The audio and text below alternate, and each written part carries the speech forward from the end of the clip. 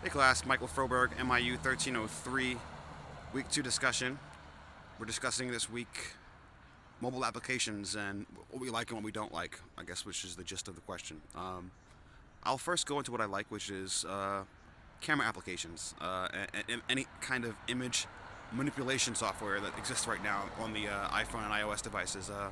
I use a lot of them, from the camera I'm using right now app, which is actually an application called Filmic Pro, which is pretty much the best camera app on the video camera app on the store. Has the most level of control. I can do variable frame rates and variable audio controls. To Photoshop Touch, which I use to create my call to action this week. I find that these devices and their functionality are no longer toys. They're becoming an actual part of a professional workflow, and I find that I use them often, and I've come to love them. Just a huge fan of any kind of image manipulation. So like I said, Filmic Pro is one of my favorite apps right now to use for video production. For editing purposes, I use an app called Pinnacle, which is a spin-off from Avid, which is also another professional quality editing software. Usually on bigger computers, it's become ported down to the level of the iOS device.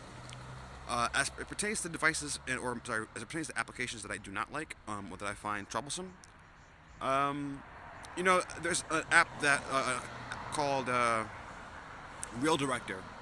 That's another editing app that was supposed to be hailed as like the next coming of Final Cut, and I find that it's childish, and kind of talks condescending to people who are actually in the industry. Kind of edits for you, rather than allowing you to have any kind of control. So, I would say apps that purport to be professional, that don't.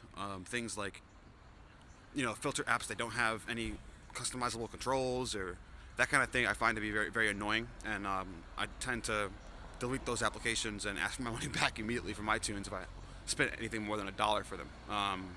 So I would say another kind of part of apps that I don't like are apps that cost a lot of money and that you don't get a lot for it, or apps that cost nothing and expect you to buy everything in in-app purchases to have any kind of functionality.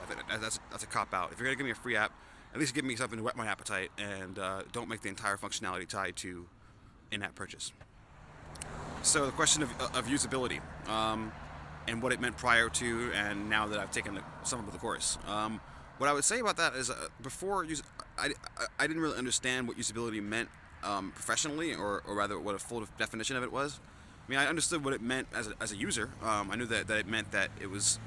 I understood that it was easy to understand, that the menus were laid out properly, and that everything made sense. But as I took the course, I now understand more that it comes down to everything from the size of the buttons, to the fact that there's a level of intuitiveness, like kind of like the video where they have a door handle that door on the outside means it opens a certain way, or up and down buttons on an elevator. So the idea of usability has kind of been fleshed out to me, and I understand it more now to mean patterns of visual patterns that we can recognize that are familiar to us, that allow us to complete a task.